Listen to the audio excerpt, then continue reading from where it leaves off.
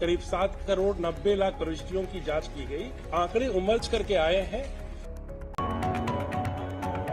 से पता चला है कि बिहार में पिछड़ों और अति पिछड़ों की आबादी 63% के आसपास है। तो सवाल करने लगे हैं कि जिसकी जितनी आबादी है उसे उतना आरक्षण भी मिलना चाहिए।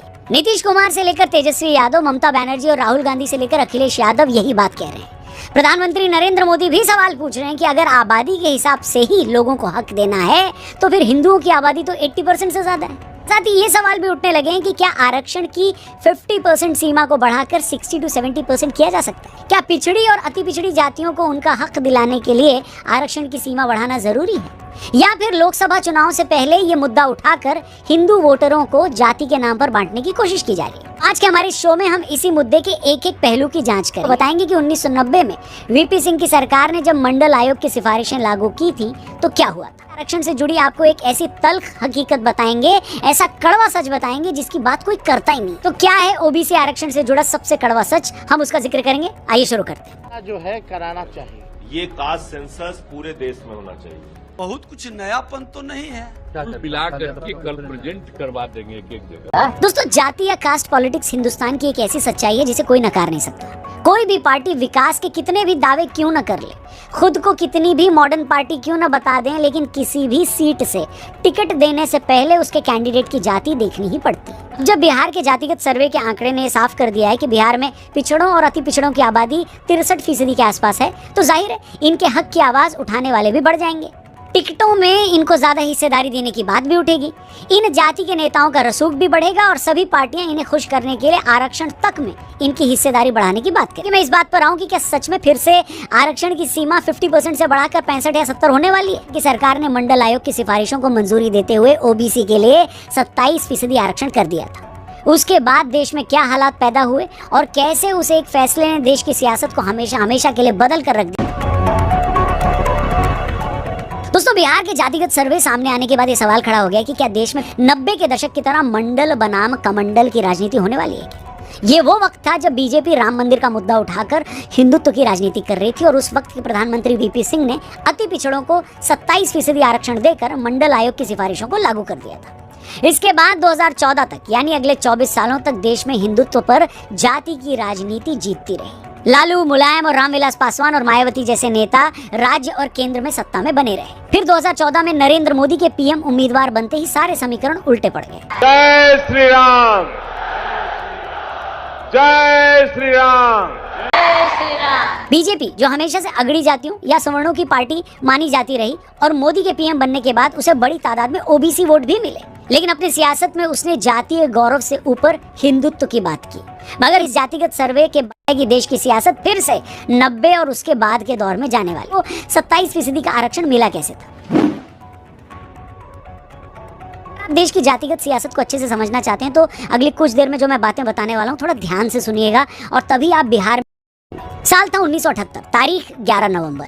बिहार के मुख्यमंत्री कर्पूरी ठाकुर ने अपने राज्य में पिछड़ों के लिए आरक्षण का ऐलान कर दिया। बिहार में पिछड़ों को आरक्षण मिलते ही ये बात उठने लगी कि केंद्र सरकार भी पिछड़ों के लिए ऐसे आरक्षण की व्यवस्था करे, जिसके बाद 20 दिसंबर 1978 को उस समय के प्रधानमंत्री मोरारजी देसाई ने पिछड़ा वर्ग आयोग के गठन की अधिसूचना जारी कर दी और एक वरिष्ठ सांसद बीपी मंडल को इस आयोग का अध्यक्ष बनाया गया, जो कि बिहार के मुख्यमंत्री भी रह चुके थे। बीपी मंडल साहब ने अगले 2 सालों तक देश के 640 जिलों का दौरा किया और 12 दिसंबर 1980 को देश के राष्ट्रपति ज्ञानी जैल सिंह को अपनी रिपोर्ट सौंपी। उस वक्त देश में 3700 से ज्यादा जातियां थी जो पिछड़े वर्ग के मापदंड में आती थी और उसी आधार पर उन्होंने कुछ सिफारिशें भी की थी। इसके बाद अगले 10 सालों तक इस रिपोर्ट पर कोई एक्शन नहीं लिया गया। फिर 89-90 में जब जनता पार्टी की सरकार में वीपी सिंह प्रधानमंत्री बने तो उन्होंने 7 अगस्त 1990 को मंडल आयोग की सिफारिशों को लागू कर दिया, जिसके बाद SC/ST को पहले से मिल रहे 22.5% आरक्षण के अलावा ओबीसी के लिए 27% आरक्षण का ऐलान कर दिया गया। ओबीसी वोटरों की तादाद इतनी बढ़ी कि उस वक्त अगड़ों की पार्टी माने जाने वाली बीजेपी जैसी पार्टियां भी इसका विरोध नहीं कर पाई। जो पार्टियां ओबीसी की राजनीति करती थी, जिन लोगों का इस आरक्षण से फायदा होना था, वो इसका जश्न मना रहे थे। वहीं लाखों करोड़ों छात्र ऐसे भी थे जिन्हें अपना भविष्य अंधकार में दिखने लगा। इस वक्त प्राइवेट सेक्टर में भी इतनी नौकरियां नहीं थी। मंडल आयोग की सिफारिशें लागू होने के बाद उनसे सीधे सीधे आधी नौकरियां छिन गई थी, जिसके बाद देश भर के कॉलेजों में एक के बाद एक इसे लेकर विरोध प्रदर्शन होने लगे। कई छात्रों ने आत्महत्या की। सैकड़ों हजारों छात्र उस आंदोलन में जख्मी हुए। पुलिस वालों ने आंदोलन कर रहे छात्रों पर लाठियां चलाई, जमकर गोलीबारी की गई, मगर एक भी नेता उनके समर्थन में आगे नहीं आया। इसके बाद के कई सालों तक इसे लेकर आंदोलन हुए, अदालतों में इसे चुनौती दी गई, लेकिन सुप्रीम कोर्ट ने भी Indira Sahni versus union of India case में आरक्षण की सीमा 50% फिक्स कर दी।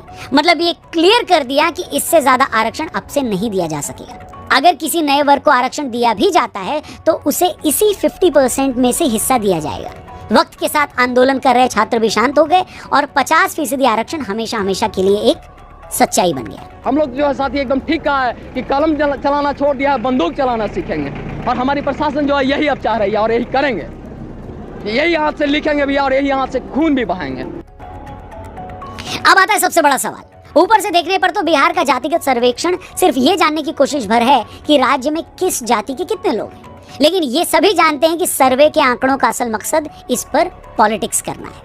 जिन पार्टियों को जाति की राजनीति सूट करती है वो इन आंकड़ों को दिखाकर आबादी के हिसाब से हक दिलाने की बात कर रही है, जिसका सीधा सीधा मतलब आरक्षण से ही है। अब आप इन नेताओं के बयानों पर अगर गौर करेंगे तो अपने आप सारी तस्वीर साफ हो जाएगी। जातिगत सर्वे सामने आने के बाद अखिलेश यादव ने जातिगत सर्वे को देश की तरक्की का रास्ता बताया। तेजस्वी यादव कह रहे हैं कि हम इन आंकड़ों का सम्मान करेंगे। राहुल गांधी ने तो अपनी बात और साफ तरीके से रखी है। सर्वे के बाद अपने ट्वीट में राहुल ने कहा कि इस सर्वे से पता चलता है कि बिहार में पिछड़ा वर्ग और अनुसूचित वर्ग की आबादी 84% है और हम प्रण लेते हैं कि जिसकी जितनी आबादी उसे उतना हक दिलवाएंगे। जब भी जाति आधारित आरक्षण की बात होती है, जो उसके पक्ष में सबसे बड़ा तर्क दिया जाता है कि अगर किसी जाति के साथ सालों तक भेदभाव हुआ, वो कमजोर है, उतनी संपन्न नहीं है, तो क्यों न उसे नौकरियों में आरक्षण देकर उसे ऊपर उठाया जाए ताकि वो भी बाकी लोगों के बराबर आ जाए। बात एकदम जायज है, एकदम। जब संविधान में इस आरक्षण की बात की गई थी तो इसे सिर्फ 10 सालों के लिए रखा गया, मगर उसके बाद किसी पॉलिटिकल पार्टी की हिम्मत नहीं हुई कि इसे रोक पाए। उल्टा टाइम बीतने के साथ साथ इसका परसेंटेज बढ़ता गया। वक्त वक्त पर इसमें नई जातियां शामिल होती रहीं और बिहार की जातिगत सर्वे की रिपोर्ट के बाद ऐसा लगता है कि कुछ पार्टियां इसे 50% से भी आगे बढ़ाने के मूड में हैं। इससे पहले ये सवाल जहन में आता है कि जिस मकसद से ओबीसी को 27% आरक्षण दिया गया, क्या वो सच में पूरा हुआ? केंद्र सरकार ने इसी बात को समझने के लिए 2017 में एक कमेटी बनाई। इस कमेटी ने जो रिपोर्ट दी उसने ओबीसी आरक्षण की ऐसी सच्चाई को सामने लाकर रख दिया जिसके बारे में ओबीसी आरक्षण की वकालत करने वाला एक भी नेता बात करने को तैयार नहीं है। इस रिपोर्ट ने बताया कि ओबीसी समाज में जहां 3800 के करीब जातियां हैं, वहां सिर्फ 10 जातियों को आरक्षण का 24.95% फायदा मिला है। 38 ओबीसी जातियों को आरक्षण का 25.04% फायदा हुआ है और 102 जातियों को 25%। जबकि ओबीसी समाज में 994 जातियां ऐसी हैं जिन्हें आरक्षण का सिर्फ 2.6% ही फायदा मिला है और 983 जातियां ऐसी हैं जिन्हें आरक्षण का कोई फायदा ही नहीं हुआ। जी हाँ, 983 जातियों को कोई फायदा नहीं हुआ। मतलब जिस ओबीसी समाज की भलाई के लिए उन्हें 27% आरक्षण दिया गया, अगर उसी समाज की तकरीबन 1800 जातियों को आरक्षण का 2.5% फायदा भी नहीं हुआ तो आरक्षण का इससे बड़ा मजाक और क्या होगा। आप सच में ओबीसी समाज का भला चाहते हैं, खुद को इस समाज का नेता भी मानते हैं, इनके नाम पर सियासत भी करते हैं। अगर कमजोर जातियों को आरक्षण देने का मकसद ये है कि अगड़ी जाति वाले संसाधनों पर सारा कब्जा खुद न कर लें, तो फिर इस बात का ख्याल तो ओबीसी आरक्षण के आखिर क्या वजह है कि चाहे राजनीति हो, टिकट वितरण हो या नौकरियां हो, ओबीसी समाज में भी कुछ एक तगड़ी जातियां ही हर जगह दिखाई देती हैं। और आज जब इस जातिगत सर्वे के नाम पर दबी जबान में आरक्षण बढ़ाने की बात की जा रही है, तो क्यों न माना जाए कि उस बढ़े हुए आरक्षण का फायदा भी ओबीसी समाज की कुछ चुनिंदा जातियों को ही होगा। लेकिन जो आरक्षण अभी तक दिया गया है उसके अंदर क्या कमियां हैं, कम से कम हमें उस पर तो बात करनी चाहिए। और जब भी कोई नेता इस पर बात नहीं करता तो उसकी नीयत पर सवाल तो उठाए ही जाएंगे और उठाए जाने चाहिए। और दोस्तों, जातिगत सर्वे और जातिगत राजनीति की सबसे चुभने वाली बात जो मुझे लगती है वो ये कि इसमें जातियों की भलाई की नीयत कम और जातियों को अपना वोट बैंक मानने की सोच ज्यादा दिखती है। इसलिए जब जातिगत सर्वे की बात होती है तो ऐसा लगता है कि कोई कंपनी अपने ग्राहकों का डेटा बैंक बनाने की बात कर रही है ताकि उसके बेस पर अपना माल तैयार किया जा सके। हैरानी ये भी होती है कि एक तरफ कुछ पार्टियां हैं जो धार्मिक राजनीति की बुराई करती हैं, जो कि होनी भी चाहिए, मगर यही पार्टियां खुद बड़ी बेशर्मी से जातिगत सियासत करती रहती हैं। धर्म की पॉलिटिक्स करने वाला, धार्मिक राजनीति करने वाला कम से कम धर्म के नाम पर तो लोगों को जोड़ रहा है। जातिगत राजनीति करने वाला तो धर्म के अंदर ही जाति के नाम पर लोगों को आपस में लड़ा रहा है। फिर भले ही वो उसे सामाजिक न्याय का नाम दें या कुछ और, लेकिन ये भी सच है कि ये लोग जाति का नाम लेकर आपस में लड़ा रहे हैं, क्योंकि यही उनकी पॉलिटिक्स को सूट करता है। बाकी आगे क्या होगा, क्या सच में अगला चुनाव फिर से जाति बनाम धर्म की सियासत होगा, मंडल बनाम कमंडल होगा, या फिर ये एक ऐसा बुलबुला है जो कुछ ही दिनों में फट जाएगा। साथ ही ये भी बताना कि क्या आप आरक्षण की सीमा बढ़ाने के फेवर में हैं या नहीं। आपको इस जातिगत सर्वे के पीछे एक अच्छी सोच दिखती है या फिर पॉलिटिक्स चमकाने की कोशिश